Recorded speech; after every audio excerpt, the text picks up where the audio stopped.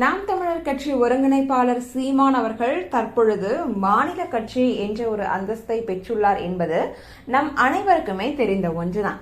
அது மட்டுமல்லாது தற்பொழுது சீமான், நடிகர் விஜய் இருவரும் கூட்டணி சேரப்போவதாக சமீப காலமாகவே செய்தியும் வெளிவந்து கொண்டிருக்கிறது.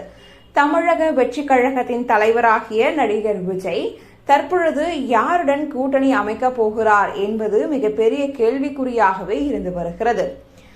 நாம் தமிழர் கட்சியுடன் கூட்டணி வைப்பாரா அல்லது காங்கிரஸ் ராகுலுடன் கூட்டணி வைப்பாரா என்பது பற்றி தற்பொழுது பல தகவல்களும் வெளிவந்து கொண்டிருக்கின்றன.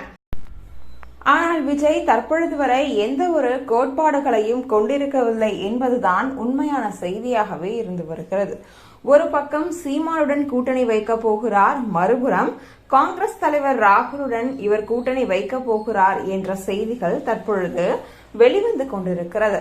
அதாவது இந்த புறம் ஒரு பக்கமும் அந்த புறம் ஒரு பக்கமும் தற்பொழுது அவர் காய் நகர்த்தி அதாவது இந்த முறை ஒரு பக்கமும் அந்த முறை ஒரு பக்கமும் விஜய் காய் நகர்த்தி வருகிறார் என பல தரப்பினரும் கூறி வருகின்றனர். கொள்கை கோட்பாடு என்றால் தமிழ் தேசியத்துடன் நாம் தமிழர் கட்சியுடன் பயணிக்க வேண்டிய சூழல் இருந்து வருகிறது.